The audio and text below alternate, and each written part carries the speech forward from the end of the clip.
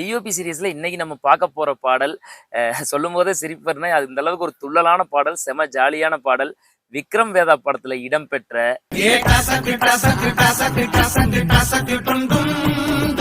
சாம் CS ஒரு under ரேட்டடான music டைரக்டருங்க. ஏன்னா அவர் அத்தனை நல்ல நல்ல படங்கள் பண்ணிட்டாரு, இருந்தும் அவருக்கான கிரெடிட் என்ன கிடைக்கல. பட் ஒர்க் கிடைச்சிக்கிட்டே இருக்கு. அதாவது தொடர்ந்து ஒரு 25 படம் 20 படம் மியூசிக் போடுறாரு, சரிங்களா? ஒர்க் கிடைச்சிக்கிட்டே தான் இருக்கு.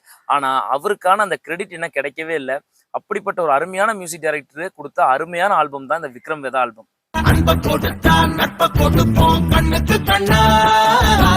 அந்த ஏரியாவிலேயே டானா இருக்கிறவன ஒரு கெத்தான ஆளை கெத்தா சொல்றதுக்கு சும்மா அதுக்குன்னு ஒரு சாங் வச்சு அப்படிலாம் தேவையில்லை. அப்படியே ஒரு ஜாலியான சாங்ல சரக்கடிக்கிற ஒரு சுச்சுவேஷன்ல எங்கால எவ்வளவு பெரிய கெத்து தெரியுமா, வேதா எவ்வளவு பெரிய கெத்து தெரியுமான்னு செம்மையா இந்த பாட்டை முத்தமிழ் அவர்கள் எழுதியிருப்பாங்க.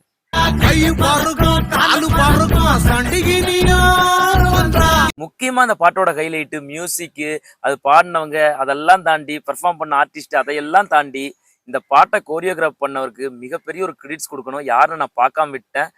செம்மையா பண்ணியிருப்பாரு. ப்ராப்பரா அதான் இப்படி இருக்காது கோரியோகிராஃபி, இப்படி 2 பேர் ஆடுறது 4 பேர் அப்படி இருக்காது. அப்படியே கஜமுஜான்னு இருக்கும். ஆனா செம்ம ஜாலியா இருக்கும். நம்மளை எந்திரிச்சு ஆட வைக்கும். அப்படி ஒரு வைப் மெட்டீரியல் தான் இந்த டசக்கு டசக்கு பாடல்.